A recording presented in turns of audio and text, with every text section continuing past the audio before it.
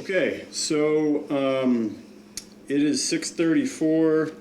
We're going to call the meeting to order. If I can find an agenda. Okay, it's 6:34. We'll call the meeting to order. It's Monday, January 28th. This is technically a special meeting of the Select Board since we're on a third and fourth Monday schedule this month due to the holidays. First item is to review and make any changes to the agenda. Anybody have any additions or deletions to the agenda? I need to add personnel to Public Works. Yep, we've got personnel under Public Works. I want to change the date that's warned on this meeting to 2024. Oh, yeah. Oh, yes, good call. It is 2024. It'll take me until December of 2024 to get that right, but yeah, good call.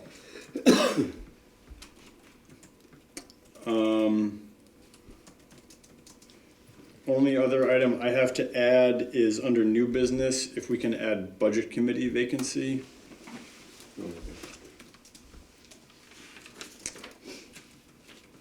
All right, if there's no other items to be added or deleted from the agenda, we'll move into approval of the minutes of the December 4th meeting. Again, the December 12th meeting was canceled, our December 18th meeting was canceled due to flooding, so there's no minutes from that meeting. So is there a motion to approve the December 4th meeting minutes as written? I'll make that motion. We have a motion from Suzanne. Is there a second? I'll second it. I have a second from Leanne. Is there any discussion? Hearing no discussion, we'll vote. All those in favor of approving the minutes of December 4th as written, please signify by saying aye or raising your hand. Aye. Aye. Any opposed? Any abstentions? Great, motion carries. The minutes have been approved. Moving on to Public Works. The listed item here that was added was personnel shifts. So if you want to start there, Mark, you can, and then we can jump to other updates. We'll probably just go into executive session for that discussion. For personnel shifts? Yeah, Okay. I think so. Okay. So we will hold that until the end of the meeting then. And I don't have the statutory line in front of me, but this would be executive session to discuss personnel matters, which falls under the statutory reasons why we can. Yeah. And when we do the minutes, I'll get you the citation, because it's always good to add just the citation of exactly where we're going into executive session, the statutory citation, so. Yeah. Okay, any other updates under Public Works, Mark? I don't think so. No. Okay, No, but just things are okay, things are going good? Yeah. Yeah? Yeah. All Trying right. to keep up with the crazy weather. Yeah. We had to haul in more gravel. We hired one truck to get more gravel in because we used the whole gravel pile we had for spring. Yeah. You know, when it thawed out. So Yep. we got some more gravel out of Tatros. Not Tatro, but Wright. And they had somebody in there with a loader, so so we hired one more truck just to get the pile up. So Good. we pretty much got the pile restored. All right, awesome. Yeah. All right, good. Well, if there's no other updates under Public Works, and if there's no objection, we'll just move into visitors. It seems like we've got a number of folks today, so we usually go in the order folks join the meeting. Right, so Berkshire. Yeah. Dean did reach out to talk about driveway permit and right-of-way access. Would you be Dean by any chance? I am Dean. Awesome. Nice to meet you, Dean. Charlie. So yeah, Dean, I think you've talked with Mark about this, so the floor is yours What's collectively. Dean, what's your last name? Hewitt. Dean Hewitt. H-E-W-E-I-T-T? H-E-W-I-T-T. Yeah. This guy was in before me though. Well, so you had reached out previously to get on the agenda, and so if folks do that, I usually go to them first, and then we'll just go on the list of folks that showed up, so. Alright. I don't want to seem too prepared. I expected 30 people here for some reason. Well, I live up down in Hyde Park. And this is just, will help you understand what I'm talking about. I already met with Mark last week. Yeah. And Do I have to stand or anything, or? No, you're good. You can, whatever's comfortable. Basically, I guess I didn't really even draw the lot, but the one with the H and the driveway in it Yep. is the one that I'm proposing to buy. It's been for sale for 177 days. They were asking 45,000.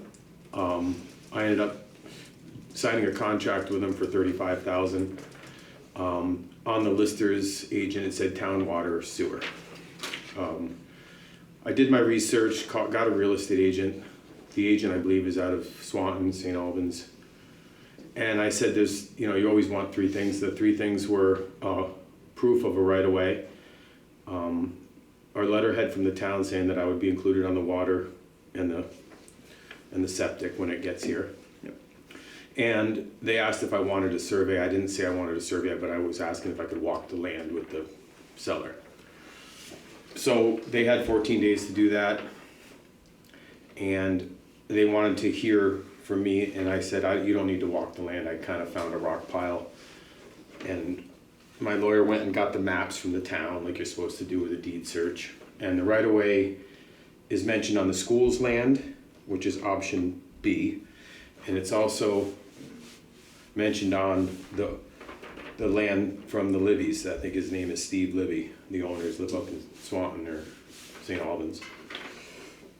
So when I called up V-Trans, I thought I had to be an owner to apply for a permit. After a couple days, I realized that you don't have to be. So I got in with those guys to give me some kind of answer. And they said, because of there's a 300-foot rule they have with new driveways off of the roadway, and it's all about safety and corners and passing zones.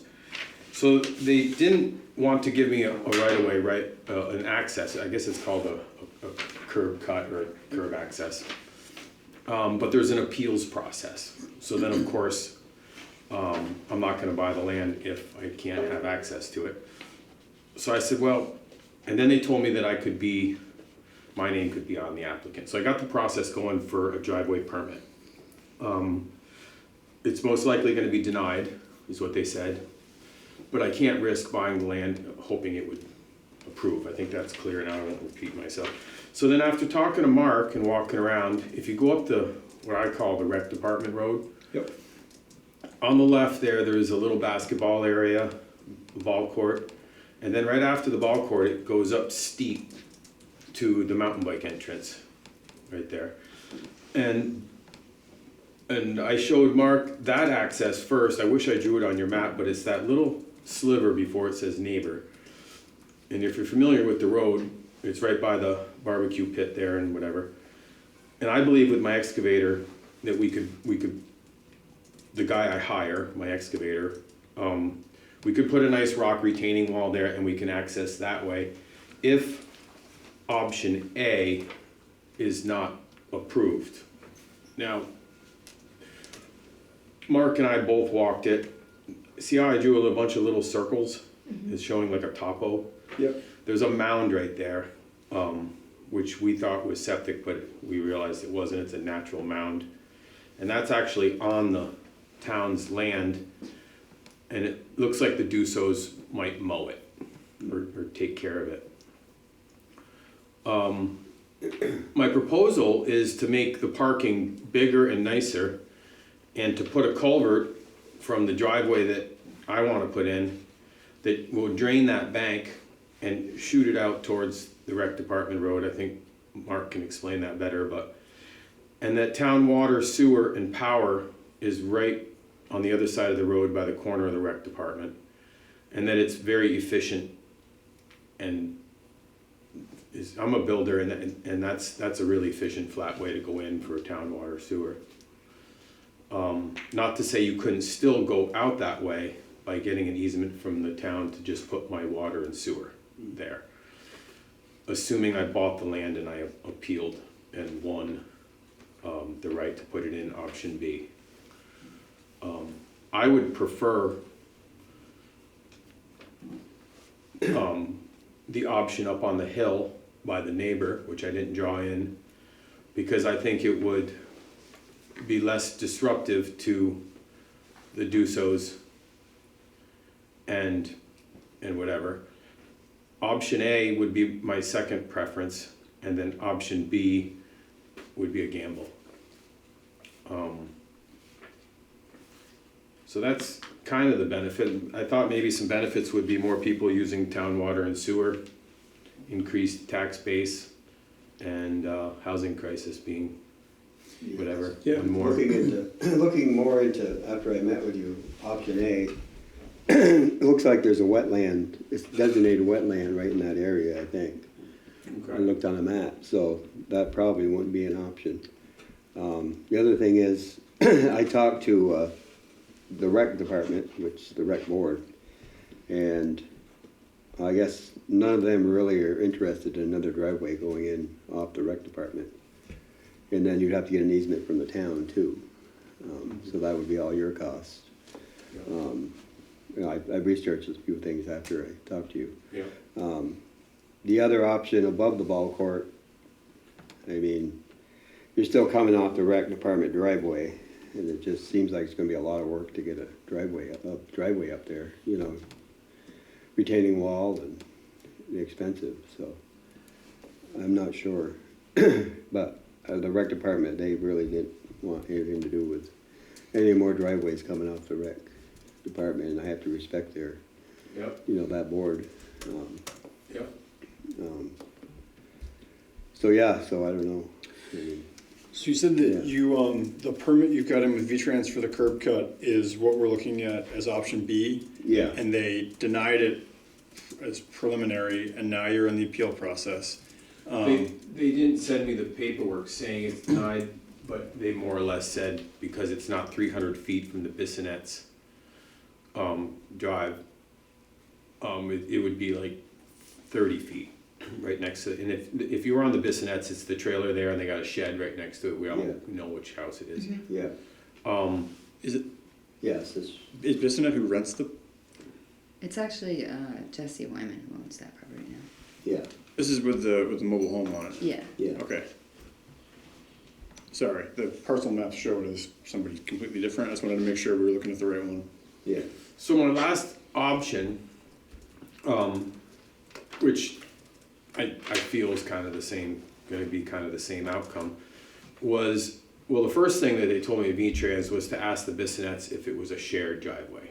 So you would pull in AIM headlights right at their mobile home and their trailer, and then, or their shed, and then veer left onto the, where it says option, and use their driveway and snake in. I didn't even want to approach that. It's, Okay. most of us would say absolutely no to that.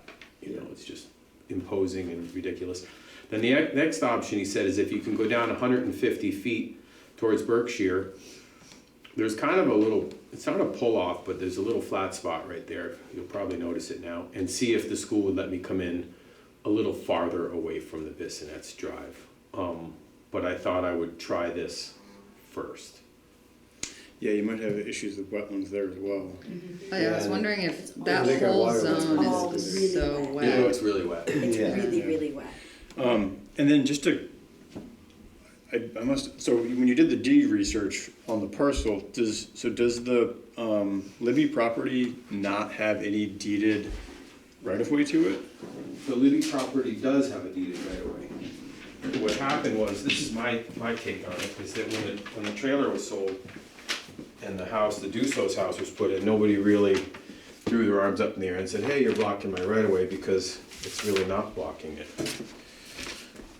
You can see right there, it doesn't show Dussos property on that map, but that one it does. So the right-of-way would be up the side? Option B. Yep. Yeah. Yeah. oh, way How over big there. is the lot? Okay. So it's basically where your option 1 B, Yeah, I drew it in because that's where it was yeah. legally, Yeah. like, drawn. Did the V-Trans make any mention of the state of the land Do there, you wanna like see that? wetlands? They didn't. Probably doesn't He matter. just told me that most likely because of the first rule of 300 feet, Yeah, it would most likely be denied, but he, in the same breath, he said you can appeal. Now, you can imagine, I made 3 calls to Ed Pierce, 3 calls to Kyle, the guy on the road, the guy in the field, and I said, you know, I told him the situation, of buying land. And he asked about appeals, you know, have you seen an appeal like this before? And I really tried to dig in, but being the state, they just answered real neutrally, Yeah. not leaning either way. Yeah. I mean, if we can help you with your appeal, essentially by saying, you know, like, yeah, he's come before the board, we've talked about this, it's not gonna work for X, Y, and Z purposes, therefore we support his application. I mean, I think we'd be willing to do that. Since there is a deed of right of way to the property, I guess my initial take is, You gotta, you gotta deed of right of way, and Yep. I've run into this with other landowners that I work with in my personal business, and I've seen people do things like, no one's ever gonna need that, we're gonna build this right here, and it's like, well, actually, somebody is. If you picture it Yeah. before, the Dussos, I'm guessing would be late 70s to early 90s, roughly, that was built. It's hard to really tell, it's a brown house, you know? So, you know, you kind of just got squished out of it. When they probably, I think they wrote it in 1946, the land transferred or something. Oh, And yeah. so it probably made a lot of sense, you know? Yeah. You just go down to 118 and no problem. Ed did mention one point I thought maybe you should know is that he said if there was just a school on the rec road, there would be no chance ever, because nobody wants, like the school now. Like if you're going up the school road, nobody would ever have a driveway off the school road. No. But he said you might have a little hope that there is a driveway at the end and that it is used by a resident. And on Mark's point that it does seem expensive. Last 3 houses we built, we put retaining walls in. And yeah, it's almost 2,000 in big boulders. And I could get my 22 feet, whatever you need, and you would slice in right where the mountain bike trail goes and then just drop right to the house. I know the rec department's not into it, but that's, you know, that would be The other big- thing to consider with that zone though is that also comes from trails that the kids use to come from the school to the rec center. So you're winding up with child foot traffic in what would be a driving, Yeah, you know. Yeah, yeah, but I get the gist, I get it. Yeah. yeah, And I do mountain Yeah. bike and I wouldn't touch the trails and, you know, Yeah. the house and the drive, if coming from the right of way from 118, I walk the trails, I've biked the trails, it doesn't even touch the trails. All the trails are all in that upper quadrant, goes over the brook, over the bridge, up to the school and the ground, but So that acre hasn't been surveyed then? Or- I don't know the technical answer, I don't Oh. think so, but that's the map we Yeah. got from the town. Yeah. Whether that's Yeah. surveyed or not, Yeah. I don't, my guess is probably never was. Probably not. Most stuff up there hasn't been. No. I did find a rock pile at the corner, just up from the ball court corner, where the drive would go. I found quite an extent of old fence line and a rock pile, which usually a lot of times is borders. Yeah, Yeah. Some sheep fence or, you know, non-barbed wire, but electric looking. yeah, so I mean, I'm open to other people who wanna chime in here, but I think the takeaway that we're seeing here is basically, you know, we defer to the rec board, that's their baby down there, so we tend to give them deference on everything that we can. I mean, Um, I think what, you know, they kind of said is when there's a big event there, even the driveway that's at the upper end, there's issues with that, because sometimes it'll get blocked, and then people are, you know, Yeah, people are trying to come out, and then this is gonna be another one off of that one, you know, so. Yeah, the guy on the end I gets mean, locked in. and- Yeah, we've also Yeah. had issues Yeah. with, and this is a good example where, I mean, you seem like a person, or a perfectly reasonable person, but the house above there has changed hands a couple times, and we have had also issues with Yeah. neighbors all of a sudden realizing that they live next to a rec center, and they don't want that. And so if we can limit kind of the residential development right next to it, just long-term, it might be preferable. That being said, the lot you're showing is a lot that we did include for build-out of potential, Yeah. you know, housing opportunities, like you said, so if there's a solution that we can find here, like, we're happy to work with you on it. I think my takeaway would be, if you can pursue option B, and get that to work, we're happy to go to bat with you with V-Trans and basically say, you know, we've looked at this, it's not gonna work to come off of the access. This is the alternative. I mean, I think, happy to do that for you. Okay. Yeah, the only pickle would be, and we have enough time, is the closing is January 26th. And so I wasn't gonna buy the land if I heard no tonight, I wasn't gonna buy the land because it's gonna take 2 to 3 months to go through the appeal process, and then anybody, sane person wouldn't buy land Oh, understood. knowing that you Right. could Might not not have access. Might not have access. Yeah, totally. And, you know, as far as the trails, I grew up in Vermont, and I don't wanna be that guy, you know? I've worked for those guys before. Nobody wants to be that guy, so I Yep. understand the rec department's view. Okay. Do I contact you, Charlie, as far as Yeah, feel free to email me. how we can, maybe get a letter going, or Yeah, I'll talk to Ed and see what he says. yeah, just let me know, and we're happy to, like I said, write to V-Trans and let them know what we've talked about and how it shook out. Perfect. Okay, Thanks for your time. awesome, yeah, thank you. Yeah, yeah. Are you here for the driveway? Yes. Yeah. Did you just? We just wrapped it up, yeah. You what? Dean, these are the Dusos, they own the land. Yeah, yeah. Was the meeting starting at 7, I thought? 6:30 was the meeting. Oh, Yeah, it's our time. Yep. So, so we just worked through it with Dean. I mean, if you guys, Look like the ones that live in that brown house. Yeah, yeah, sorry, voices out of the ether. Yeah, so, I mean, if you guys want to step outside and recap what we talked about, you're welcome to. I just want to keep we have a lot to cover tonight, so I want to kind of keep moving through it. Sure.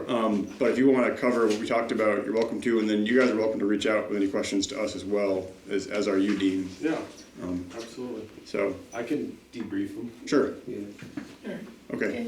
Well, thank you. Apologize for the yeah. confusion around time. Thank you, Dean.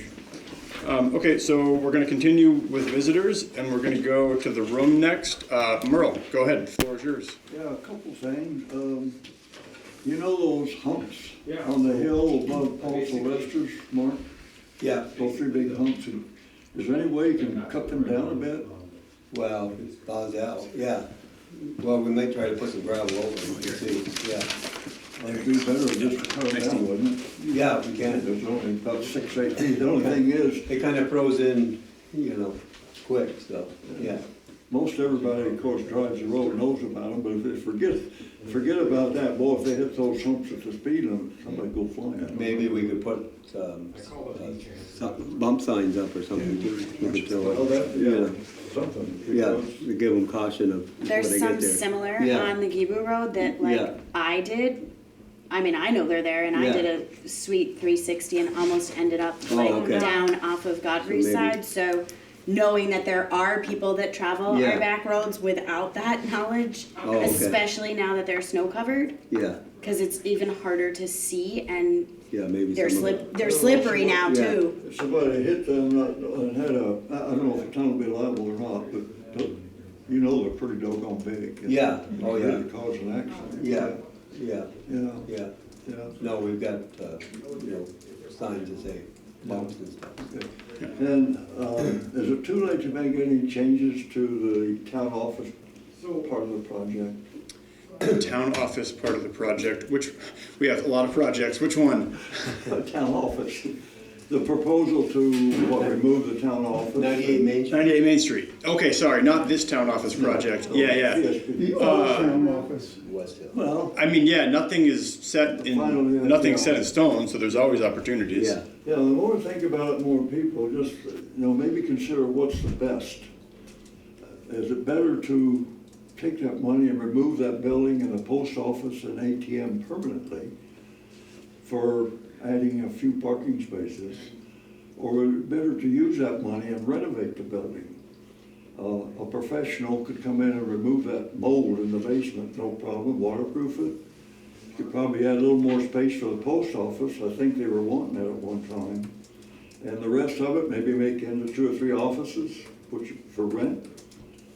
Maybe one for the town organization, maybe Conservation Commission. Could have a little office there and then really have great exposure. Yep. With a sign on Main Street. I think a lot of people in town don't even know we got it, and they're important. So I guess, you know, I look at what is the best? It seems a step backwards perhaps to remove that building just for a few parking spaces versus a step forward and improve that building and keep the post office there, which is so important, and the ATM. So if it's not too late, I wish you'd give it serious consideration. Well, And maybe talk to other people, but I know ones I've talked to, it really seems a step backwards to take that building down just for a few parking spaces. Well- Post office be gone permanently and so forth. well, the history of that building is we have put a lot of money into that building, the basement and everything before. And then it gets moisture in there again, and then we have, you know, we're back in the same boat. I mean, we have redone the basement on that building at least once or twice, and then the moisture gets back in, and then we're back in the same boat. So the only thing I could see with that building is you'd have to fill in the basement because there's water just keeps coming in. We have some pumps in there that run almost 24/7, I know, you know. So yeah, I but, mean that's the only issues I see with it is we have tried to, you know, rehab that building, and it's. but I think And- professionals could take care of all that, Mark, don't you think, maybe? Well, we've had professionals in there before, and I I think. don't know who. Yeah. We're open to all suggestions, Oh, yeah. Merle. I Yeah, think we are. the challenge is that, as Mark was saying, I think the renovation we were looking at would be fill in the basement. All the utilities would have to go up into the attic, so we'd have to do a punch up there. And the concern about the post office and the ATM is a very good one to bring up. So this is later on the agenda, but both the post office and the ATM have said that they are interested in finding alternative locations that work. I haven't talked to the post office since the holidays, so I need to circle back to them. But they did express interest in working with us to find an alternate location for them that'll work. They are committed to staying in the center. The ATM has preliminarily said that they would work with us in developing like a standalone ATM structure. So potentially, if the parking lot was increased in size, we could put an ATM kind of like in the back corner. So it would be one that would be standalone, but that way we wouldn't lose the ATM. In this scenario, we wouldn't lose the post office. The other challenge with the post office was that when they talked about how much space they wanted, the square footage made it difficult because it increased their size of the building, but not a lot, and it reduced the other size to a point where it would potentially make it harder to find a tenant because of the smaller size of it. So there were some other things there that were challenging. I think we're still going to keep talking to the post office to get them fully committed into what we're doing. The timeline of this is still pretty ways out, so my hope would be that we could get the post office to secure an alternative location before we bit the bullet with the building. So I think right now we have kind of an end state that we're looking at now, but there's variables that we want to try to get solid before we pull the trigger on that. So that's a long way of saying that all good points you raised, and we'll keep them in mind as we keep moving forward with it. Well, in the past, we didn't really have, you know, too expensive for us to do a lot with that building for the tax rate, but this project would become part of the overall project, and it'd be a perfect time to do it. And today, you know, they can do anything. Architects and engineers, they can do anything today. Yep. So I know it can be taken care of. But Yeah, it would just be problems there. finding the money to do it. We got the money to do it. Is the other, well, we need to find the money to do it, is my Well, that would point. be part of the project. We couldn't roll it into the streetscapes project because it would be outside the scope of work, but we could try to find alternative money. The problem is right now, the sources of money we're looking at for municipal structures, we're really trying to land up here with the renovations to make this a more functional town office. So, not to say we couldn't do it, it's just that, you know, gotta make all the money Well, work. how much, do you know how much is allocated to remove it and so forth now?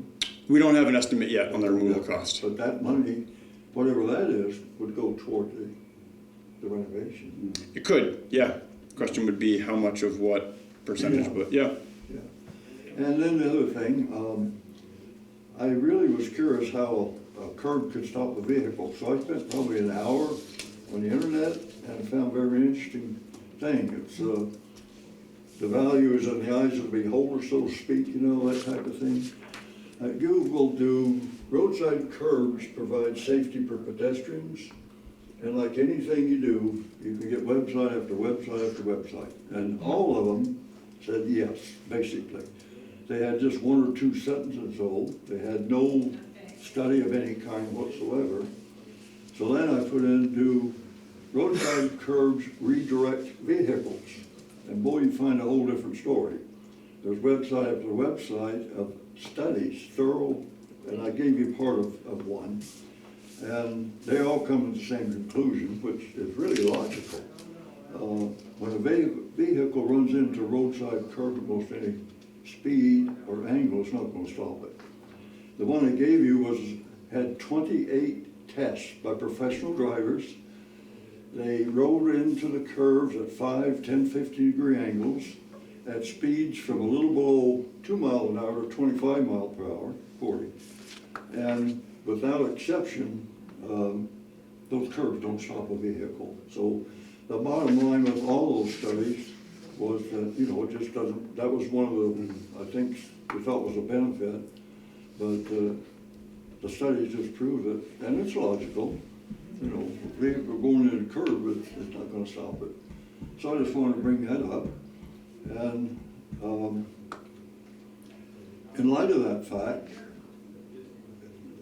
it's so detrimental if those curbs go in. You know what's gonna happen. It's just terrible what's gonna happen. And not only me, but I think Darren spoke to you about it, didn't Charlie? Darren Drevick spoke to you about it? We've talked to him about the plans, yeah. Yeah, explain, you know, and I think Darren can come a long way. He was a former selectman, and I think he realizes what the impact would be with those curbs go in, when there's no benefit versus a terrible, how do you say it? It's a bad deal if they go in, it's a good deal if they don't go in. Something along, I guess that line, the good and the bad. So if you weigh those again, what's the best for the people? And it seems like it's best to leave those curves out when there's absolutely no benefit to them. Okay. I mean, I think we're gonna have to agree to disagree on that one, as far as a benefit. What's your benefit, Charlie? Well, I will fully admit, a vehicle traveling at speed hitting a curb is not gonna be redirected. But No, it's not. it's also not gonna be redirected as it is now. So the point of the sidewalks isn't to keep vehicles from hitting pedestrians. It does, Charlie. The point is not to create a barrier that will stop a vehicle. That's not the point of the curbs. Okay. The safety things that we've looked at with the engineers in the state have to do with traffic separation primarily, what it does to the roadway as far as vehicular traffic goes. In practice, in terms of use, if we can figure out parking alternatives that work and limit people parking on the curbs or on the sidewalks, that will limit pedestrians from walking out into the travel way to go around vehicles, which certainly puts them at more danger than being on a sidewalk. So I mean, we can go back and forth on pros and cons, I'm sure, all night. Yeah. But I appreciate what you're saying and like doing the research though. Well, the pedestrians could walk on the inside. Well, what I'm wondering about that is, Okay. since we're getting all this grant money, So I I'm sure take it- that curbs, and they're supposed to be handicap accessible, the sidewalks, to Yeah. improve them. I wonder if that has to be part of the whole project. Well, the sidewalks are handicap accessible. Well, that's what I mean, Caveat but of is that. the curb have to be part of that? Yeah, I mean, yes. Yeah, that's what I In mean. order to make the distance, in order I'm to just saying create the required standard width of the sidewalks, this is the design that Yeah. we need to use to get V-Trans approval, yeah. And to get the funding, Yeah. yeah. Yeah. So I take it you wouldn't agree to minimum. I'm not gonna agree right now to scrap them, no. I appreciate the points you bring up though, Merle, really. Well, could I ask you one thing then? Would you either agree or put an article in town warning and for the voters to vote on it? That's an interesting question. I'm not gonna give you an answer to it right now, though. Well, I do need I'd rather, because it would be better if you do, for you folks to do it than a petition. I mean, that's the other method. I think you indicated you thought it was a good idea. Well, Mark, let's see what, yeah, let the people vote on it, yeah, bring it up to people. Just- Okay. yeah. Well, we don't even have a draft. I should take that back. Liz has a draft of the warning going, but we haven't even looked at it yet. So, when we draft the warning, we'll take it up for discussion. Well, please, if I have to get a petition, I don't have that much time. I don't want to get a petition, Charlie.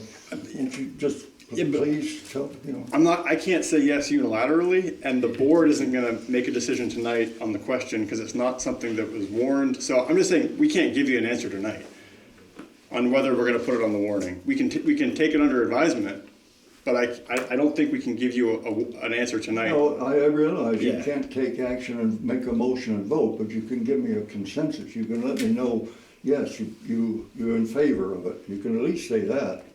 You're either in favor or you're not. But if you're not, I mean, I don't want to have to get a petition, Charlie, please. Yeah, and all I'm saying is, the first time I heard this was 30 seconds ago. I haven't thought about the language of the article. I'm just saying, Well, like, it's very simple. I know, but, language is important, and I'd want time to think about it. So all I'm saying is, like, I personally, speaking for Charlie, am not comfortable giving you an answer.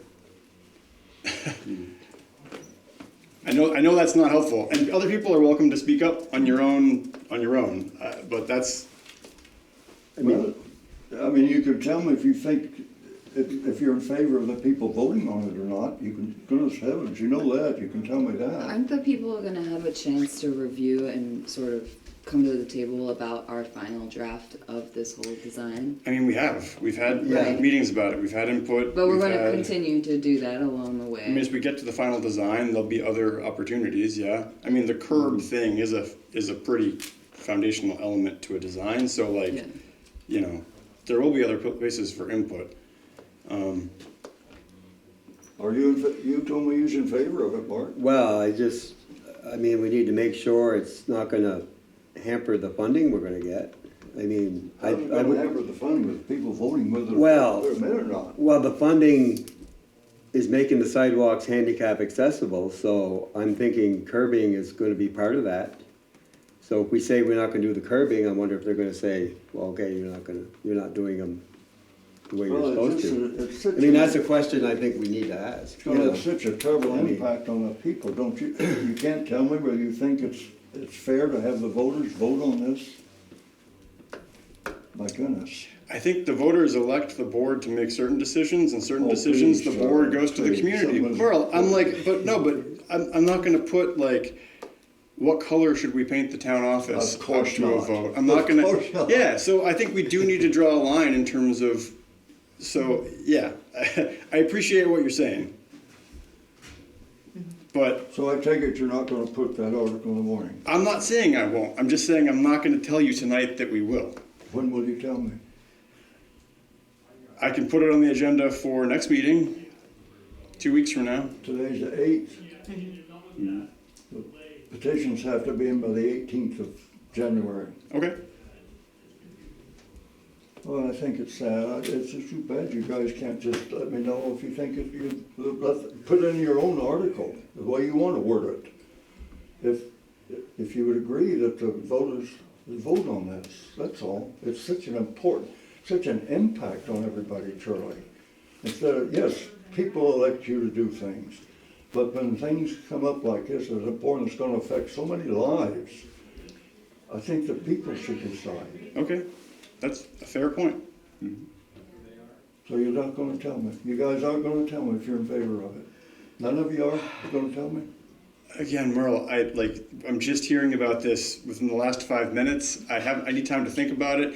But there's other things too, Merle, like at what point, there's a lot of things in this town that are important to a lot of people. And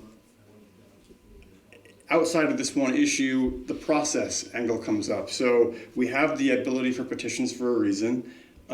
People can also come and ask us to do this. And if we start to say to everybody who comes in, I want this article on town meeting, where do we draw the line? What measuring stick do we use to say, we'll include that one and not that one? So I'm just trying to weigh everything together as one thing. And like I said, my brain hasn't had enough time to work this through to give you an answer tonight, and I don't want to give you an answer and then go back on that answer. Well, I don't know, I just can't help but think that you believe, yeah, it's a Well, good I idea for mean, voters to vote. maybe you should just go with the petition, because maybe we'll see if there's even interest. You know, if you come with a petition saying there's interest, then Well, you know, it can get we'll a have to put petition it mark. on. We'll have to put it on. Of course. I mean, so, But I that's think what I'm it's sad saying, that- just go do the petition, and I think it's just then you come sad to that- us, we won't have a choice. I just think it's sad. I that you mean, guys- see if it's even an interest, see if people are even interested in worrying about the curbs. I mean, Well, you that's know- my question to you. Just know, bring a you get- petition to us saying there's 50 people that are interested in it, then we'll put it on the, we'll put it on the warning. You know you can get. a That's why the petition petitioning gets done. Well, I don't know. I'm sorry, Merle, but that's. I'm sorry too. All right, well, I appreciate your time, Merle. Okay. Thank you. So we're gonna keep going in the room for now, if that's okay, just so we can get the room down, and then we'll go to the Zoom screen. Is everyone okay with that? Yeah. Barry, I guess you were next up in the room. Did you have something for visitors? I came because the town plan was on, and it said 7 o'clock, and I arrived at 2 minutes of 7, so. Yeah, it is on the agenda No for this rush. evening, and we will get to it, so if you're okay Yeah. waiting for a bit. Okay, Yeah. great. How's it going? Good. Good. I want to bring up issues with town roads. I mean, myself and Dr. Kovacs live up on Hazen's Notch. Yep. Yeah. Getting in and out of there this spring is going to be like mission impossible. And I don't know. It seems that road's getting worse and worse. I mean, I understand there's other things, other priorities, but we need to be able to get to work. And It's been unusual weather, you're this telling last me, month. but I mean, we've got Yeah. 12-inch Good. deep ruts in that road, and they were there for a week and a half now. And the road crew came in and did a little bit of patchwork here and there, but I've had 2 vehicles go off that road.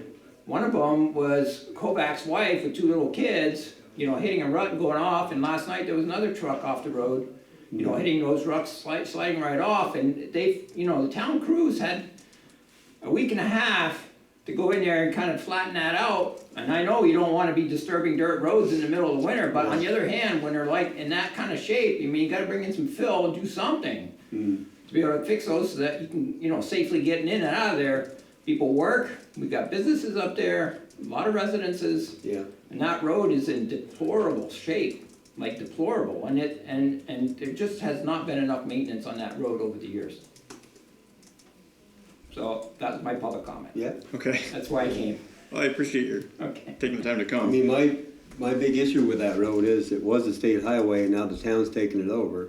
We get state aid for that road, but I don't think we get enough state aid for the amount of traffic that goes on that road. Sure. I think we need to go back to V-Trans and say, we need more money for this road, or they need to pave it or do something, because the traffic is just so much more on that road than it has been the last 10 years. We can't even grade the road because there's so much traffic. That's some of the issues with that road. So my thoughts are, I want to go back to V-Trans and say, okay, you guys need to give us, because it's taking all of our state aid just for that road, I'm sure, I'm sure. So that's, I'm sure. I mean, it's and wide. we try to grade that road, but there's just so many cars, the traffic has increased so much on that road. Yeah. So that's some of the issues, but, And I the mean, vehicles are gotten heavier. Yeah. They're heavy vehicles going through there. I mean, Yeah, if the I vehicles mean- are lighter, they don't make as much of a track, but. And then this has been unusual weather too, I'm I sorry. understand, but, yeah. I understand, but, Yeah, some of these years have been, we've been in a pile of soup back there, and the problem is, Wow. you've got opportunity to fix it when it's hard, and then it gets to soup, and then there's nothing that's gonna get up there and then we can't get a safety vehicle up there. If my house catches on fire up there in the spring, man, yeah. bye-bye house. There ain't no way you're gonna get a fire truck up there. Well, all the roads. I know, You know, but still, I mean, that's, you know, there's a lot of residences up there and, you know, so, I mean, Yeah. it's a pretty big tax base up there, you know, Yeah. pretty big tax base. Oh, yeah, I agree with it, yeah. So, you know, anyway, I just, I had I mean, to stop in and make some public I comment mean, about that. we have spent a lot of money on that road over the last couple of years. I mean, we put a lot of stone The thing in. is, yeah, you I spend mean- money, you know, when it's soup, and you put in some big crushed stone, and then it sinks to the bottom, and it doesn't do any good, you know, it's gone. But No, I next think, thing you I think cover it does up do and it's- good. I Well- mean, those spots have been better, you know, yeah, Okay. yeah. Is that road closed beyond a certain point in the winter? Huh? The road used to be closed after a certain point. Well, the It other still end is? is, yeah. So is it a class 2 road? Class 3 state highway, Yeah, I think so. is that how it's defined? Well, see, the reason, no, it's a class 2, Class 2 state because it highway. connects another Yeah. town. Okay, Just like my road's a class 2. okay. I didn't know Well- if it was a class 3 because of the nature of it. Okay, Yeah, but I mean, I think, like, give V-Trans a call and say, you know, and I will too, and, you know, people start hearing, V-Trans starts hearing, I mean, it's more of a state highway than a town. I mean, and they need to give us more money or help us with it or do something, because we just can't keep up with the amount of traffic and everything that's on it now. You know, when we took it over, it was a lot different, but now it's ridiculous. Can we give it back? can we keep it Yeah. back? Did they ask- What is that process? I don't know, that's a can of worms we're not gonna go down tonight. Well, you know, some of it could be paved, that would help, you know? I mean, you know? Yeah, I mean, I mean, that's what I mean, if they could give us more money to pave more of it, or do whatever, because grading, I mean, we could grade that every day, and still, you know, with the amount of traffic. I mean, it's an endless battle, Yeah. yeah. So I share Appreciate your taking time to frustration. come down. and Yeah, I appreciate it. appreciate your work. Yeah. We'll try to get it better. Thank you. A lot to keeping the town going. Yeah. Okay, so we're gonna shift to the Zoom screen now. Sue, I think you were the first person I saw on. Do you have anything for visitors tonight? No, I don't have anything other than I couldn't care less about sidewalks. Okay. Thank you, Sue. Next, we're gonna go to Dean with regional planning. Dean, the floor is yours. Hi, Charlie. I'm here just to answer questions concerning Longleaf Bridge Road, if there are any questions that you and Mark can answer. Okay, perfect. Well, why don't we pivot to that item on the agenda now? This is 5A. So what we have before us, and folks have a copy of this hard copy in front of them.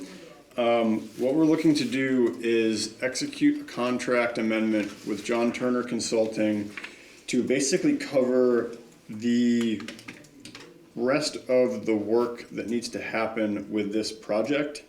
As folks remember, JTC is the construction engineer that we're working with on site to oversee the work. I think, trying to remember when the last time we talked about this, or if we've all talked about this, but I think when Dean first approached me about this, my response was, we don't need JDC to come back here in the spring and tell us whether or not plants are alive and dead. We can do that ourselves, thank you. But what Dean did explain to me is that it really is, there's more to it than just that. There is checking that, there's also some engineering checking work that needs to happen as far as how things came through the winter. And then there's, like any great project with the state, there's a lot of reporting that has to get done. So as much as I'd like to cut JTC loose now and say, we've got this, I do believe after speaking with Dean and Bethany that we do need to keep them on through the final extent of the project. The amendment that we've got right now basically extends the agreement from December 31st, 2023 to August 31st, 2024. The amendment does have a not to exceed a maximum limiting amount of $44,860 and 55 days on site. Fully expect that they will not need 55 days on site and they will not use that amount, but the limiting figures are in here. Dean, one thing I can't recall is, can you remind me where the 44,860 came from, that figure? Yes, sure. And there's one other thing I want to ask you as a follow-up. That is the figure that was in the proposal that JTC submitted in response to the town going to them and saying, submit a cost proposal. That's the short of it. It was their proposed cost in response to the solicitation. The town had a couple of different ways that it might have been able to hire a consultant like JTC. JTC was on a pre-qualified list, so the process V-Trans has says you can go to one of the you can evaluate all of the firms, choose one, and then go to them and ask them for a proposal, and if you like their proposal, you can accept it. And that amount, 4480, was the amount in their original proposal, and it was I don't remember exactly where it was compared to the estimate that we had gone into contracting for, but it was close to it. So it was basically within the amount that had been budgeted for. So that's the first thing. It's from their proposal, and the proposal was in response to the request. If I'm understanding, Charlie, the amendment would extend the deadline, but it is also simplifying that language concerning the amount. It would just end, it would put a period after 4480. The contract, when it was originally written, said, okay, there's a cap, but if the project takes a real long time, we want to be able to come back to you, town, and have you pay us more money. And that's the part that they have agreed can come out. Okay. So it is making the cap more of a real cap, because there's no realistic chance of it taking more than 55 days of on-site construction. There's just no point in having that language, and they have agreed to just keeping the maximum limiting amount, a real maximum limiting amount.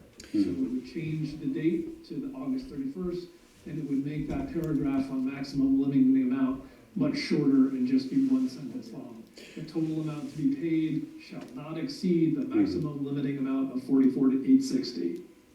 Okay, so that's great to know, because I think the version of the amendment that I have here, that I printed off, I thought was the final one, but the version I have here is shall not exceed limiting amount of 44,860, comma, unless the project requires more than 55 days on site during construction, in which case the maximum limiting amount may be increased. The new maximum limiting amount, blah, blah, blah, blah, blah. So it sounds like what you're saying is that the amendment as the final draft would be shall not exceed a maximum limiting amount of 44,860, period, full stop. Yeah, so I think I know what happened. We had three alternatives. I was a bonehead, and I called them version 1, version 2, version 3, rather than alternative 1, alternative 2, and alternative 3. And you made the reasonable conclusion that version 3 was the last one. Well, no, it was really the third alternative, and it was the one that was kind of the worst case scenario. Okay. And the better case scenario was alternative 2, and that's the one that's why I'm checking on this, because they had agreed that language doesn't really have any real purpose anymore. Great, thanks, Dean. That helps, and that makes me feel better that we can drop the rest of that sentence. It is more succinct and locks them in. So, anybody have any other questions for Dean? So do we have the correct version? Or? I mean, the correct version is basically just a period after 44,860, and the rest of this will be struck. Okay. In the copy that is signed and returned to them. 44,860. Yep. Yeah. Okay. And so this really is going to be the end of expenditures on this project? What if all the trees are dead? Yes. Right, like what if all the plants are dead? If all the plants are dead, that money wouldn't necessarily be an expenditure coming out of the 44,860, because this is consultant services. So we'd basically be dipping back into the project budget for new planting stock. Okay, they're consulting for an additional 55 days on top of what they've already done? Like, are they gonna watch the plants grow? I'm sorry, I'm not trying to be like flippant, but like this, we are just like bleeding money on this project, like every single time we have a meeting, like we're signing Yeah. something else So again, that is a change order I don't and wanna, like. I don't wanna focus completely on the plants, cause that's what I did initially too, so I understand where you're Okay, coming I from. was being a little sarcastic, but like, what are they gonna do in 55 days? The 55-day language is going away. The 55-day language was what they proposed because they felt like, before anybody had done any work on this, that it was it's too this year. difficult to predict how long it would take. And so we've had the project completed, and the amount of time on site was, what, less than 2 weeks? It was very, very short. And so even if they doubled what they have already spent on site, it would still be nowhere close to the 55 days. Okay. So the 55-day was kind of like an emergency clause for them, where they were gonna say, hey, this has taken way too long, and our original estimate of 44,860 needs to be higher. But they basically said, right now, it doesn't make any sense to continue to have that language. That language was from a year ago, when it was too hard to predict how long the project would take to build. Yeah. So again, the 44,860 comes right out of the budget, so two ways to look at this. One is that this is all still within the scope of the budget that we approved for Right, I the get project. that. The other part of it is like the ridiculous nature of the project. Yeah, I get that. So the 44,860 goes into closing out the project with V-Trans. So it goes into additional engineering work, checking impacts from the winter, finalizing the engineering reports. All the reports have to be done and submitted by a licensed engineer. So all of these are the things that we really do need them It's a for. lot of money for checking. It is. Yeah. That being said, if they... I know we if- only own a portion of it, I just like, I Yeah. think that we need to be fiscally responsible and this project has not been. Trust me, I understand what you're saying. And I think Dean and I have spoken about this, because you're saying all the things that I said to Dean about a week ago. Sorry for the redundancy. Yeah, no, but I understand where It you're just coming baffles from. me. But I do think that the other thing here is that we are tracking their work, they know we're tracking their work, and if they come back with a final invoice that is absurd based on performance, we just won't pay it. No, I don't really think we have that option. if they come back, because with this final invoice, we would expect documentation of time and expense, what did you do, how long did it take, and if these costs are absurd, then I love that answer, but I really like, based on the last ridiculous thing that we had to sign to like, because we had to sign it, like, I don't think that we have the option to just simply be like, this is ridiculous, there's no documentation, so we're not gonna pay you. We're held over the barrel by the state, like the state is going to force us to pay that. So I love that answer. I don't think it's realistic, so I just need to know that like, after this $44,000, like we are not spending another penny, like to complete this project. Is that accurate? And Larry wants to say something. 'Cause there'll he's be no laughing. more money spent on JTC. I don't know specifically anymore on the project. I mean, if something happens with the project, Yeah, like if you it said, fails. if we have to go replant planting stock, the money for the planting stock comes out of the project budget. It's not the line item for JTC. This line item, this is just for JTC services. Larry, is this subject to is your comment, question subject to the discussion?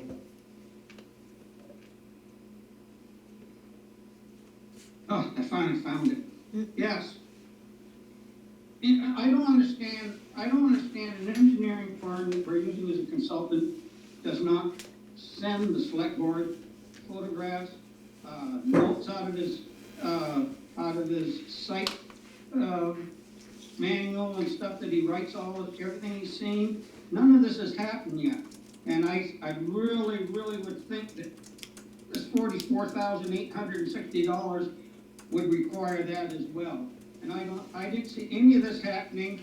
All conversations were apparently between the engineer and and Scott and Mark. There was no reports forwarded to the owner, which is the select board. Then there should have been. There should have been reports. There should have been photos of what he saw in the very beginning when he said there was more erosion, the whole 9 yards. I think we need to have those expectations in this amended contract. They send you information. That's part of your monitoring of him. So Dean, if we were to add a sentence here around reporting, do you think that they would be okay with that? Well, I'm not sure what it's gonna say, so I'm not really sure how to answer, but I will Yeah, say. fair, yeah. There's, I mean, some of this may be that the paperwork exists, and I know that there are daily reports that Brian Fletcher has prepared that, are in a folder, in a computer folder. And if the board would like to see those reports to know what he was doing every day, that information is easily shared. So that's information that I can send in an email, before the night is done, so that everybody in the select board has what he was seeing and reporting every day on site. Okay, thanks, Dean. I mean, I think But to your, that's after the fact, Dean. well, It should have happened during the process.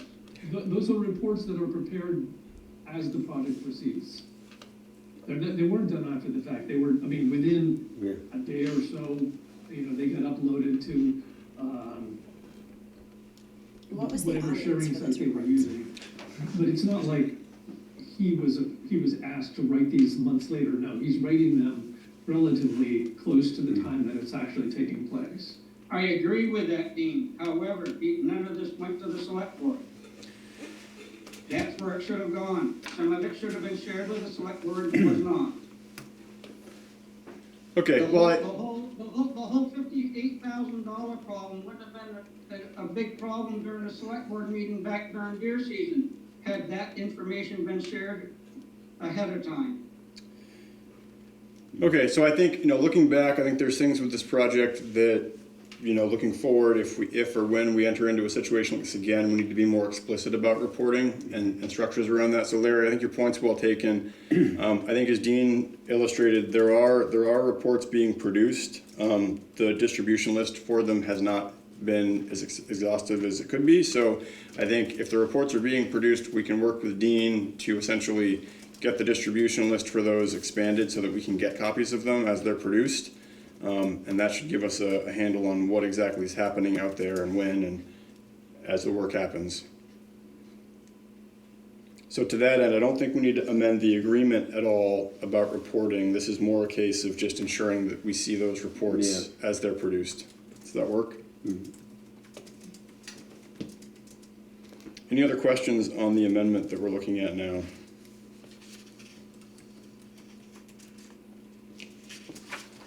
All right, if there's no other questions, I would entertain a motion to approve the amendment. And just to be clear, the language we're approving under the third paragraph, which would be B, it will be 44,860 period, and the remainder of that paragraph removed. Is there a motion to approve the amendment? I'll make a motion to approve the amendment. We've got a motion from Mark. Is there a second? I'll second it. Second from Leanne. Is there any further discussion? Hearing none, we'll vote. All those in favor of approving the amendment, please signify by saying aye or raising your hand. Aye. Aye. Any opposed? Any abstentions? One abstention. Motion carries. So Dean, I'll get you a copy of this tomorrow. Whoops, you're muted.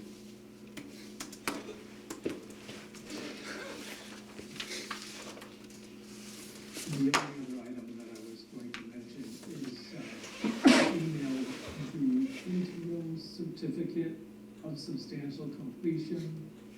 And that's something they are waiting for signature on. I think Charlie or Mark, that's something that one or the other of you can sign. But that is a piece of paper that we're looking for. So Oh, okay. that's something, and I can resend if it would help, but. That would be great. I don't recall. This is a certificate of substantial completion. Normally there's one of those, but in this project's special case, it's an interim certificate of substantial completion. And so it's like the JV version. Okay. And yeah, I will resend that email so that someone can sign it. Okay. That is something that does the town's is the last signature that is needed for that. Okay, thanks, Dean. Send it over and we'll get it to you. Yeah. All right, thank you. Larry, go ahead. Nice sash, by the way. Yes, yes. Young lady gave this to me. She was half my age, and she said, "Come here, I've got something for you." And I broke right out into a cold sweat. Anyways, long story short, first thing about the roads. I think everybody's forgot when the road, nearly every road was impassable in 1997 after the flood, and they were all redone. I don't think people realized what went into these roads for fill and patching them up and everything else. The last sap lines were done across the Reagan Road. There are literally stumps dug out of there in a 4-foot level. I'm sorry, did I interrupt you, Charlie? No, sorry. She was just asking about spelling on something. But keep going. She was like, Sorry. when the sap lines went under the road, yeah. Yeah, they literally dug logs and stumps out of there within 4 feet of the surface. So you don't know what was dumped into these roads back in 1997 to make them passable again. And it is my feeling that we're probably still paying the price for that. When we put the first set of sap lines under the road, one side of the road only had about 8 inches of gravel on top of what was basically just soil. In fact, in some cases, clay. I don't think anybody was really careful about what was being dumped into these roads at that time. The hurry was to get access out of this community and have people safe. In that gesture, I feel bad for the town crew getting crapped on so much. My other question is, I noticed that, where's my notes? So here it is. There is a decision made on an appeal based on the Stanton McDermott appeal. It was posted on the website for a very short time and immediately removed.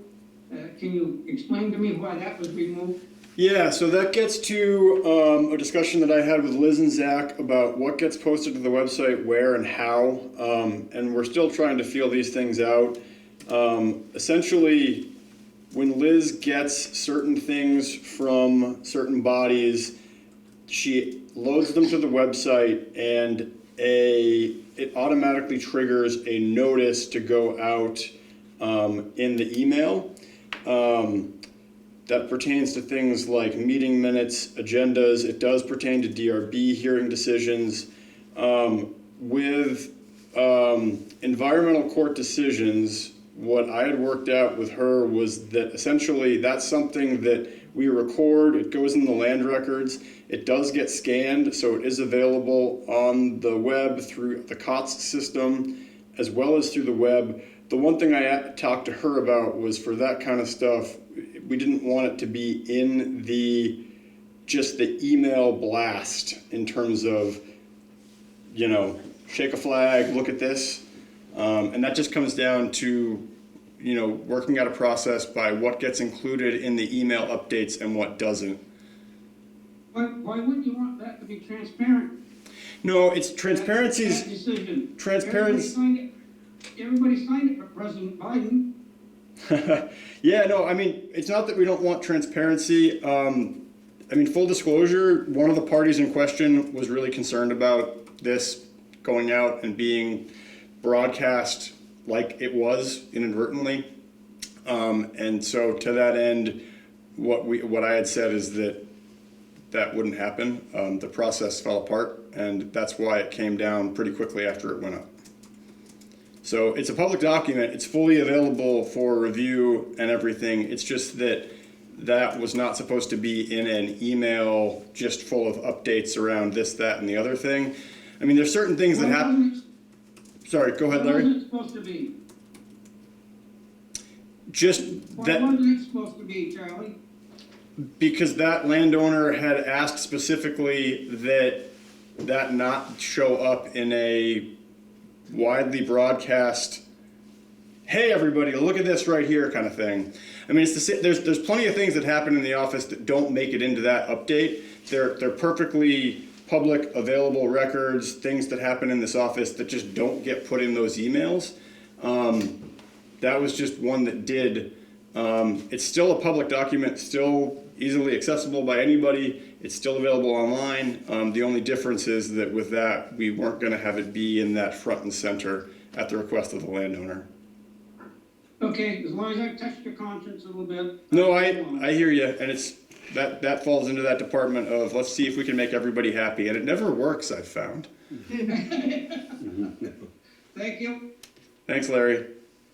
Is this pertain to that? Yeah. Yeah, go ahead, Barry. Well, if zoning decisions are being sent out, and that's the final zoning decision, why shouldn't it be sent out? And if the landowner doesn't like it, maybe he should move his land to another town. That's a conversation that I'm not going to get into right now, but I appreciate the sentiment. And anyway, so much for this being below the radar, their request. Anyway, if that's it, you got Larry. Let's move on. Josh, if you're there, feel free to hop on. Hey, Josh, are you there?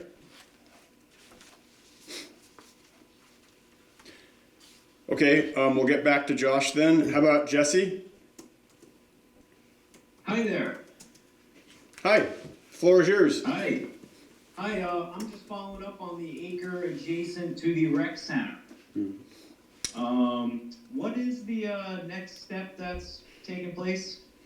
So the feedback that the landowner was given was that at this point the town is not interested in entertaining a right-of-way off of the rec department driveway. We're happy to write a letter to V-Trans stating that fact, and the landowner, I believe, is going to follow up on right-of-way construction in the legal right-of-way as documented in the deed for the property.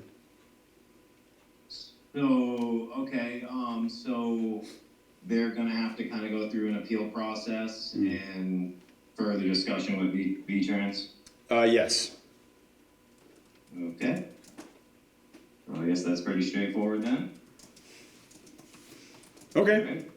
That's it, thank you very much. All right, thanks, Jesse. We've got an iPhone on the Zoom. There's no name associated with it, but if iPhone has anything, if you want to come off and identify yourself.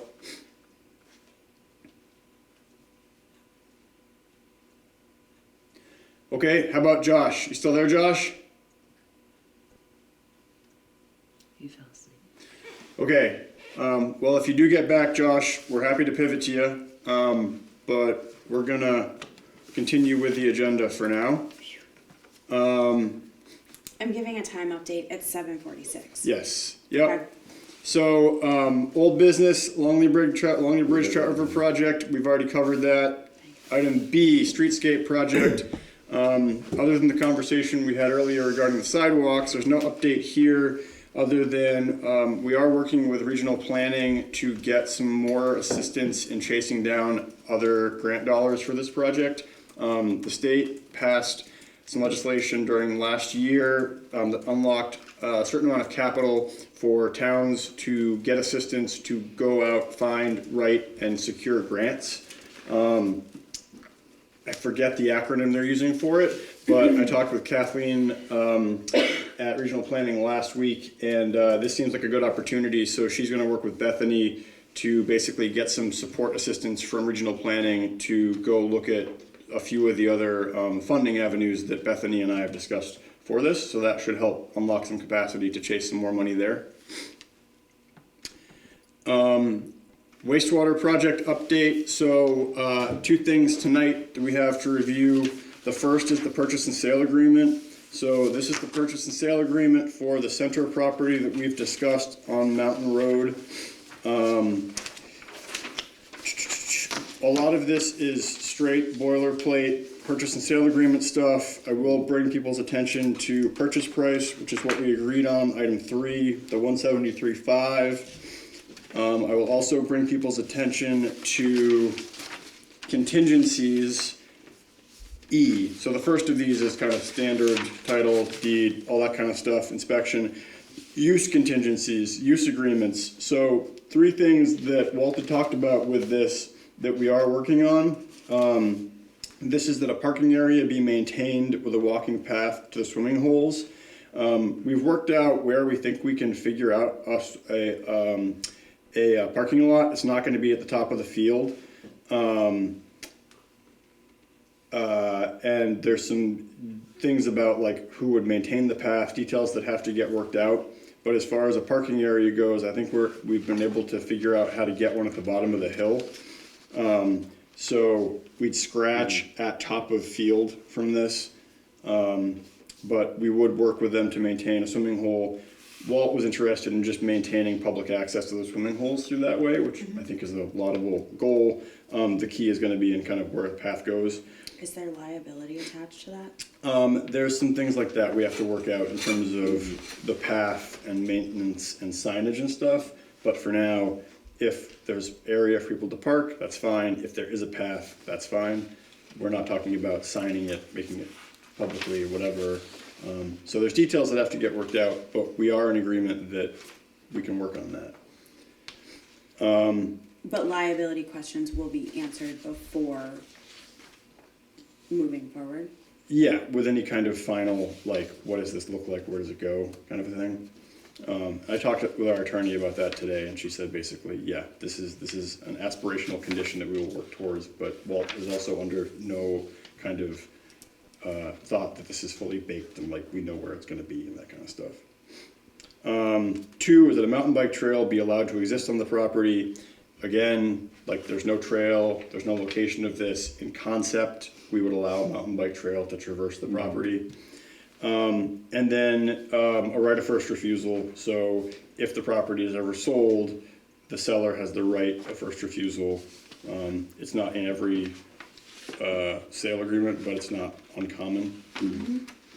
Rest of this is pretty much just boilerplate: costs, taxes, probations, property use, disturbances, right to enter, risk of loss, withholding tax. Is this for the whole parcel? It's not Yes. just a portion of it? This is for the entire property. Yep. Okay. Yep. 14.59 acres. Yeah. So that's abutting Cal Smith's and Sue's properties, basically. Well, Cal Smith in the cemetery. Cal Smith and Cemetery up here. I don't have the maps in front of me, so I can't think of it. Yes. Okay, that was my question. Are you talking about Walt's property? Yes. Oh, is that where the wastewater would, so that abuts me and Cal Smith's to the cemetery? Okay. How do you get to the swimming holes from there? I have actually made this hike, and it is down a very, very, very, very, very steep bank. So again, there's practical considerations that have to get worked out here. Right. All right, thank you.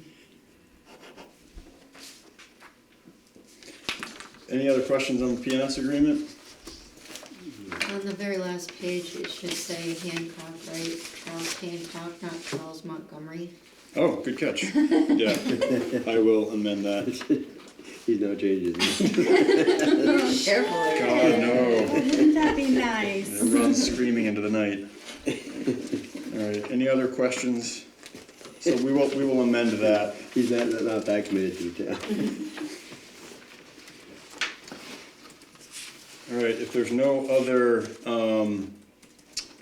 other questions or anything, the motion that I would entertain, and this is gonna be twofold. The motion I would entertain is to vote to execute the purchase and sale agreement for the property located at 428 Mountain Road, and to authorize Charlie Hancock to conduct business, sign contracts, and otherwise represent the town with regards to this transaction. That basically allows me to sign the final documents when they're ready without having to bring it back to the board. Yeah. Obviously, if there is anything that changes, I would bring it back to the board, but that just means that we don't have to then reauthorize this later. So I'll make that motion. Okay, we have a motion from Mark. Is there a second? I'll second. Second from Emily. Is there any further discussion? I have a question. Yep. With the use agreements, including so much public access and public traffic, as far as that does affect like any neighboring properties, is there any sort of process that neighbors would have for like their concerns around how that affects their property value or their Quality of view or quality of life. Yeah, I mean, we certainly could, and there's also things around like, to what degree do we want activity there, given the nature of the property's use, right? And so there's details that have to get worked out, but I think that, you know, I mean, you guys, allowed to exist, the language right now is flexible enough that, Okay, you know. yeah. Charlie? Yes, My other question, was there a realtor involved in this? there was no realtor involved, no, there was an attorney involved, but, No, right, I just was wondering, yep, thank you. All right, that was my only. that's fine, no, good question. All right, if there's no further, So Charlie, yes, so Charlie, your running landowners would have the opportunity to appeal your decision here, right? to buy the property, no. Well, okay, to use it for what you're gonna use it for then. I don't understand. I think he's saying if Is they that- don't Is that want, not gonna be part of the wastewater project? It is gonna be part of the wastewater project. Can they not appeal that the decision that that's what you're gonna use it for? Does it require a zoning permit? If not, I don't believe so. As Barry points out, would this require a conditional use permit? I believe. I'm really unclear as to when municipal projects require a permit. I can look into it and I'll send an email. Yeah, I mean, let me look into it. I guess we'll look into it, Larry. If it requires a permit and the permit has a process by which the public can challenge or otherwise try to stop what's happening, such as a conditional use approval, then we would go through that process. But let's assume that Sue is concerned about leachate escaping down onto her property, assuming that she has a well rather than city water, and that's gonna cause problems and everything, I would think that she would be able to appeal your decision. Again, through a process with a permit approval, there could be, I would say that part of the engineering work we've done is to make sure the site is suitable to not impact any abutting landowners, water supply, septic, anything like that. I mean, that's why the property was chosen. Well, I do understand that, but have you seen the lawsuits that are being filed all over? Oh, yeah, I mean, anybody can sue anybody for anything, I guess. Yeah. Okay, that's all I was concerned about. Okay, thanks, Larry. On that point, if any kind of zoning permit is required, that should be applied for and you should get it before the actual purchase goes through. The town would be an interested party capable of bringing a request for a permit because it has a purchase and sales agreement. Yeah, But you don't wanna buy it and then have the environmental court tell you, no, you can't use it for that. Yeah, so that's a great question, and I recall talking about this with the attorney around anything else that we would need to have backstopped, because we don't want to buy a property we can't use. I will clear that up with her to make sure that that's been addressed by them.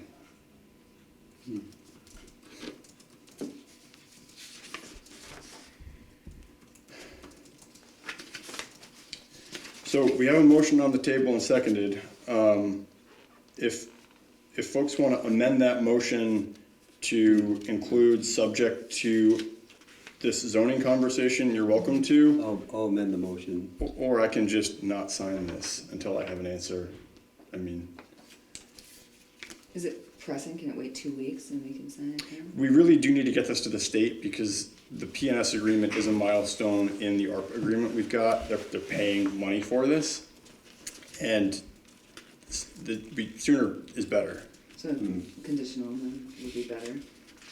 I mean, I would think, you're dealing with a bunch of state agencies that they would already know, already looked into this before we purchase a property. I think we have with the attorney, I just don't remember. My brain is not holding on to that. Charlie, Yes, Sue? if it was that it had to go before the DRB, if the zoning administrator can't issue the permit, we could meet that last Thursday in January. I mean, if you needed the meeting, that's when we meet. the last Thursday of the month. Okay, I mean, that's just something to keep in mind. Yeah. so, all right, well, why don't we do this, Mark? Mark, you made the motion and you seconded the motion. I did. You seconded the motion. So, what I will offer is a friendly amendment to the motion that says, move to authorize Charlie to execute the purchase and sale agreement pending confirmation that no further permitting from the town, no? No, because if a permit is required, in order to apply for that permit, you have to have a purchase and sales agreement that's signed. So you have to sign it? Yeah. Okay, how about this? I don't have the language here, but I will add In the do contingency. feel- Subject to obtaining any necessary yeah, state, As a town, contingency. municipal, federal, okay. UN So, yeah, permits. okay, so the addition here would be adding to the contingencies all applicable permitting. Right. That sounds Yeah. much less fun. Okay. Does that work? Right. So adding the contingency to the PNS to be signed. So just- signing the PNS as amended. As amended. As amended. Yeah. Does that work? Yeah. Okay. So the motion would be to You authorize. have to get his signature, you have to get his initials on that, and you're amending something. Yeah, I mean, he hasn't signed it either, so, I would then amend it, sign it, and then get it to him, and then he would sign it, so. All right, so the motion would be to authorize, the execution of the purchase and sale agreement as amended, and appoint Charlie to conduct the business, sign contracts, and otherwise represent the town in regard to this transaction. Can I make another suggestion? Yes. Usually it authorizes the chair using that language, so I would say Charlie the chair, or the chair, comma, Charlie, Sure, rather than just your name. sure, Yes, the chair, yeah. okay. Charlie. Is everybody cool Charlie with Montgomery. the amended language here? Yes, Everybody's Charlie clear on what we're Montgomery. voting on? Okay, Charlie Montgomery. Okay, is there any further discussion? Okay, hearing none, all those in favor, please signify by saying aye or raising your hand. Aye. Any opposed? Any Leaving? abstentions? Sorry, my brain is fried. Okay, any opposed? Any abstentions? Great, no, motion carries, that was 5-0. Yeah, I got it. Okay. Yeah. It's in the minutes. Yeah, thank you. The next one is just pretty simple. So, engagement letter with Robert Fletcher. So, one of the steps we have to do in order to satisfy the state with this is to get a bond counsel opinion letter. This is just a letter from the bond counsel that says, yes, you did everything right. The bond articles were warned correctly. The vote was held. This passed. Everything is rosy. The individual that we worked with 4-ish years ago on this, who was our bond counsel, has passed away. And so he is no longer obviously available to help us. So we have found another firm that can do this. There's only a short list of attorneys in the state that can function as bond counsels that the state acknowledges. The firm that we have selected to go with is Stitzel, Page, and Fletcher. Robert Fletcher is the attorney we're looking to work with, and essentially he is just going to draft the bond counsel opinion letter and supporting documentation for the state. I mean, I've got his hourly rates here. They're look like attorneys' hourly rates. There's not much we can do what they go by. The motion would be to execute the letter of engagement with Snitchell, Page, and Fletcher regarding the bond counsel needs. So I'll make that motion. Okay, is there a second? I'll second it. Second from Leanne, great, thank you. Is there any further discussion? This is another oversight, Yeah, right, this is our engineering attorney. yeah. Okay, hearing no further discussion, all those in favor, please signify by saying aye or raising your hand. Aye. Any opposed? Any abstentions? Great, motion carries. Item E, TD Bank ATM, already covered this, but basically I'm trying to get a phone call set up for this week with the individual there to discuss this idea of creating a standalone ATM. I'll report back on that call. You missed item D, 98 Main Street. Oh, item D, 98 Main Street, again, we've already Yeah. talked about this. There's nothing else to cover tonight on that front. So item F here, the PSB renovation. So this was in that email that went out, but none of us got. So real briefly, the high points of this were from Liz and Aaron that essentially the money that we thought was going to be allocated through the state's energy audit programs came back at an order of magnitude less than we expected. They're not sure exactly why. They think a lot of the funding might have been sidelined from the flooding this summer, so there's less money in the pot to go towards towns for this.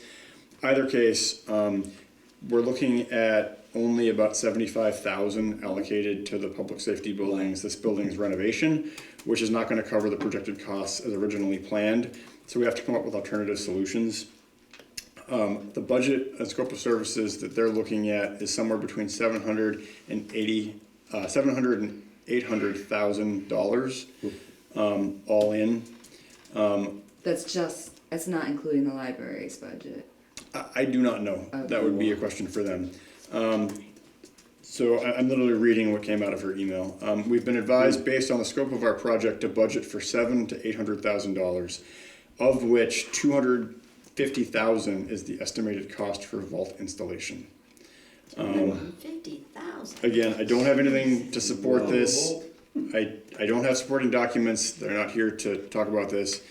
And so what Liz outlined in her email was some potential other funding opportunities that she and Aaron have discussed. One question that came out of this email was what's in the capital improvement fund for FY25, both right now and then what will the allocation be? The budget committee is going to start meeting tomorrow, so within a couple of weeks we should have an idea of what money we might be able to put into that account. The other thing that Aaron and Liz were offering would be to also put forward a standalone borrowing authorization at town meeting, which would be something to the nature of shall the town vote to install a fireproof vault pursuant to 24 VSA 1178 inside the municipal offices of the public safety building and authorize the select board to borrow up to $250,000 for a term of 5 years. So it would be something like we do with purchasing a truck. Just to install Install the vault. Wow. Because legally we have to have this vault, right? Yes. Well, I don't know if legally it says vault, but the purposes of the vault are legally Right. what we need to have. Binding, yep. Wow. Since no one got this email, I will forward this email to Yeah. everybody so you can read it all, and we Yeah. will pick this back up at our next meeting. Like I said, the budget committee will start meeting soon, so hopefully we will have some more clarity on what the budget's looking like, but that's where we're at there. Wow. Not great news, but No. is what it is. So Town Hall Grange Committee, G, we can strike that and table that. I thought they were gonna be here tonight to discuss that, but they're not, Okay. so we will table that. Deep Gibu Road Maintenance Agreement, bridge status, so this is going back to the Yeah. Deep Gibu Road, and the conversations and road maintenance agreement we've had with, Ethan. So right before the holiday, he did come back, and this is after everybody finally getting on the same page about where the road ends, what trail statuses are out there, what they can do, all that kind of stuff. And the work plan that he has proposed, and I have not gotten back to him on this, but the work plan he's proposed is as soon as the roads are open and operable this spring, mid to late May, the temporary panels which were there will be placed back on the bridge. Once the panels are replaced, they will install a gate at the end of the Class 4 road, current location that you marked with them. With the panels and the gate installed, they will continue the road work where they left off this summer. Depending on the weather and a few other factors, they may conduct a timber sale late summer, they might not. If they do a timber sale, the panels will remain in place until it is completed. When we complete our work, so this would be timber sale, the temporary panels will be removed and replaced with an alternate form of decking to be approved by the town road commissioner before removal of the panels. So long and short of it is, as soon as the roads are back in a condition to be traveled this spring, they will come back, they will put the temporary panels back. Those will remain in place until they've completed any sort of timber harvesting they want to do, at which point they'll be removed and replaced with the decking that Mark has agreed to. And the decking will be Permanent, yes. Okay.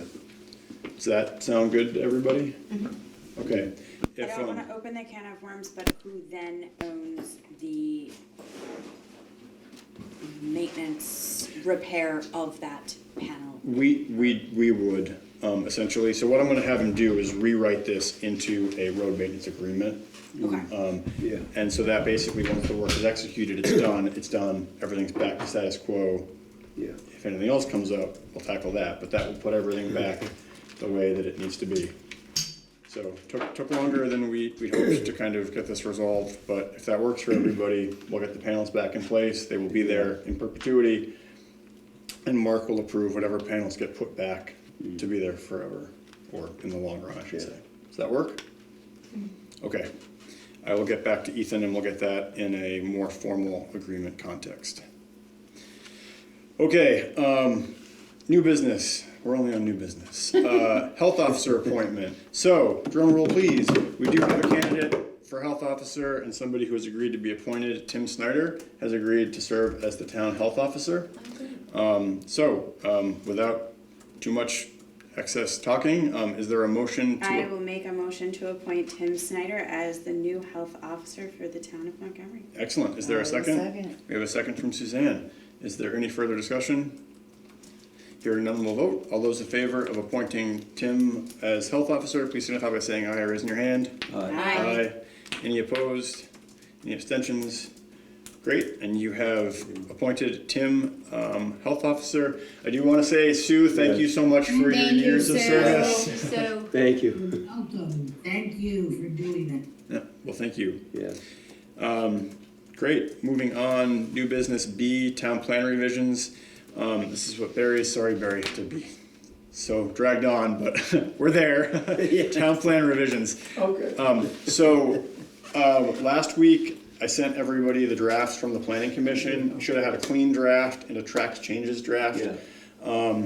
So what has to happen now is essentially we have to get onto a schedule whereby we would then discuss any edits at a regular warned meeting, following which we would warn an actual hearing on the new plan and hold the hearing for specifically for the town plan. The timeline we're looking at right now, January 2nd, the PC held their hearing. The plan was formally sent to us for review on January 4th, which must be within 30 days of the hearing. We now have the plan. So between January 5th, under this timeline, between January 5th and January 19th, the select board can discuss any plan edits at a regular meeting. When that window closes, we then have to warn the hearing. At that point, no new plan edits can occur until the hearing date. So essentially, we need to figure out anything in this that we want to change before we warn this next public hearing. Is that an accurate reflection of? Pretty much, except that when you get comments at the public hearing, you can make changes based on those comments. Yes. Now, if they're substantial, then you have to have another hearing. Yeah. But if, and I don't know if there's a definitive definition of substantial. Yeah.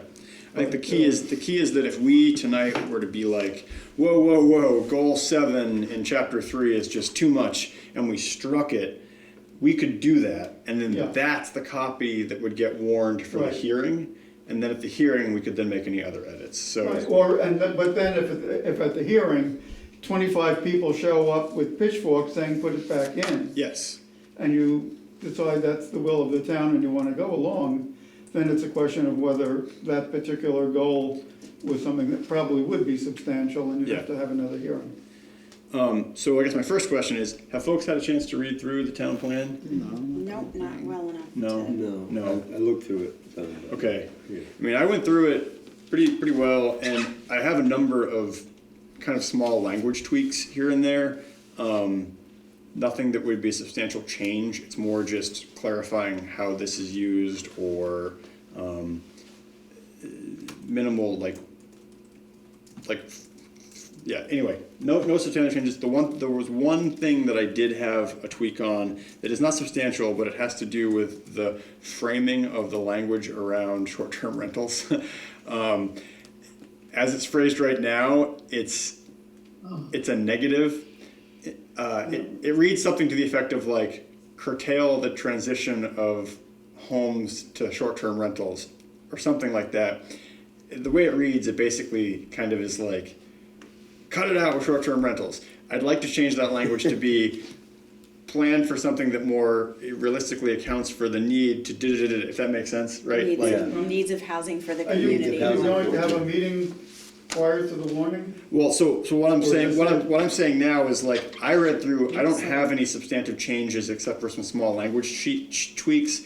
I don't think what I have for that one is substantial as far as context and content goes. It's more just.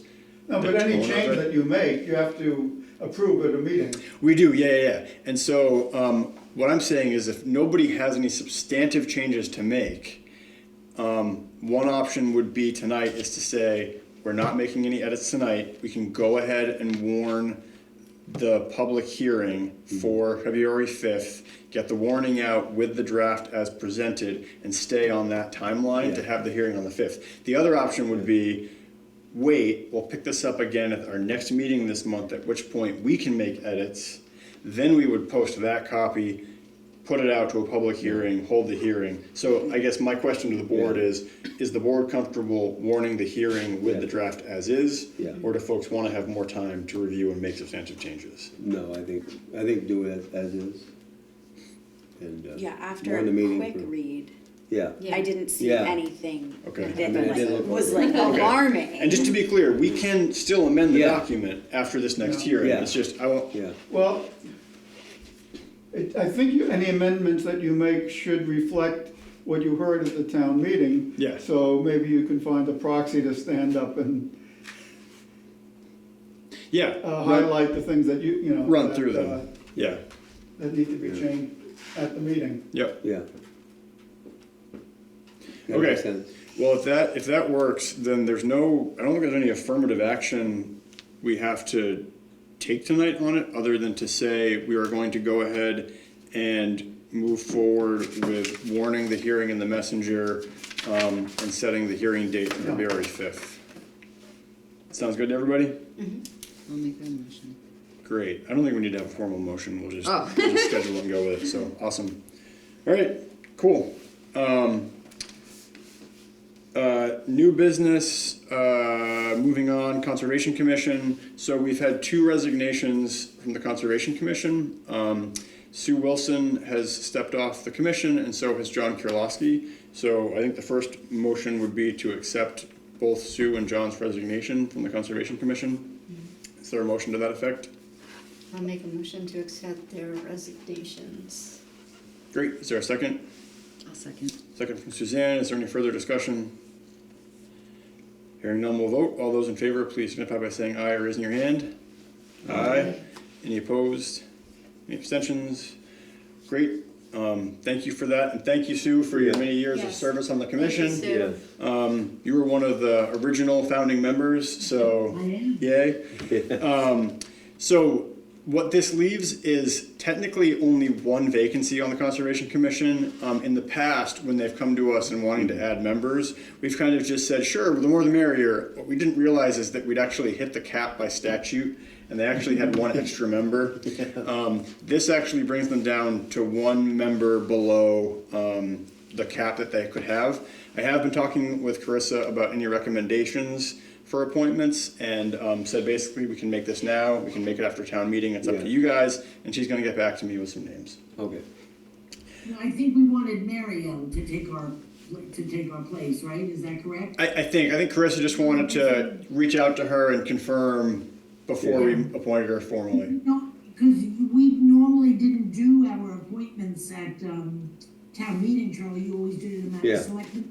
Well, that's what I mean. I said to Carissa, we could either do it right after town meeting when we handle all appointments, or if there was pressing business, we could do it before town meeting day. We would both like to see Mario go on. Yep. Yeah, I think Carissa was just gonna reach out to her and kind of say, hey, is this still something you want to do?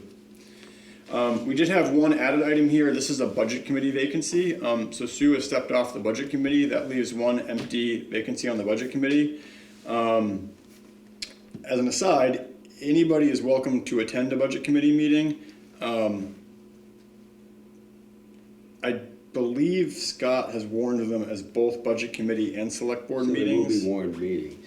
Yeah, I'm just thinking in my head, I think Scott knows enough to warn them as select board and budget committee. Yeah. The concern, Yeah. they have, okay, great. Yeah. So if there's any member of this body that wants to participate in the budget committee, obviously anybody's welcome to.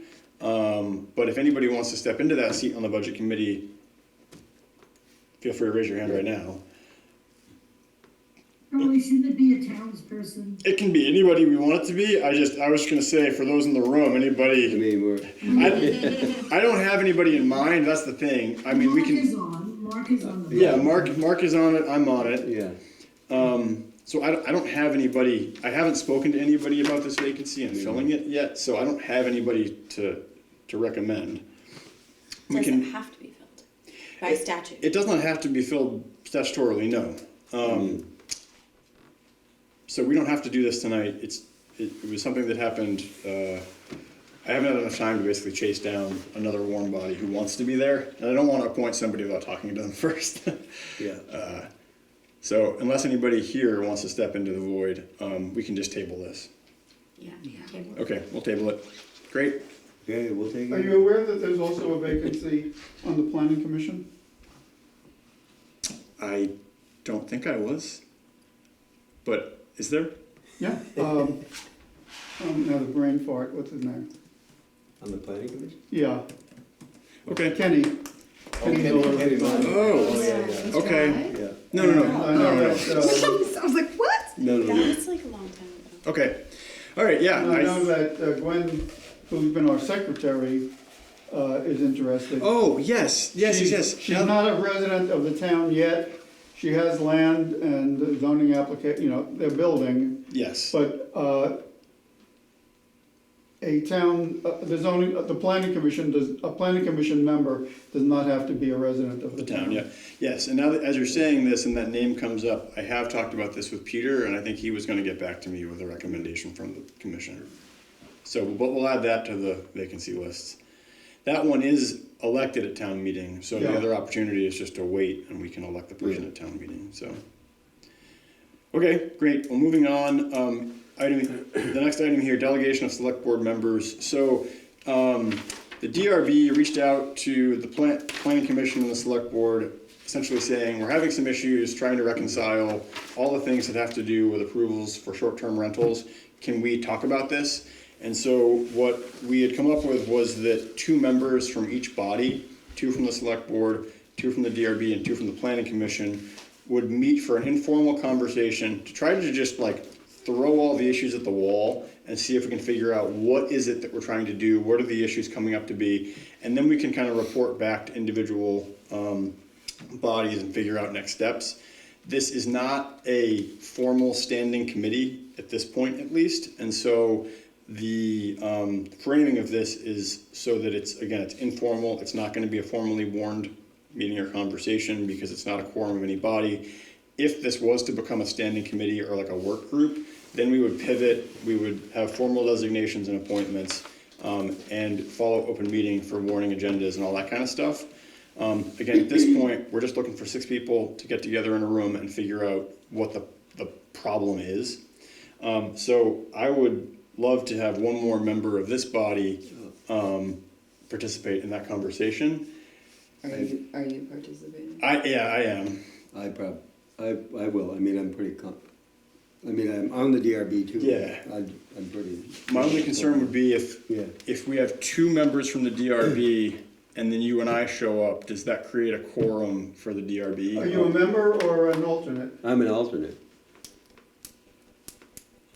Then I guess Yeah, that would be Homer okay and because, John are. Okay. Yeah, All right. I mean, I'm just an alternate. so. Then that'll work, and then we can do that. So if that works, then Mark, we will, if there's no objection, we will delegate Charlie and Mark to have this conversation and report back to the board.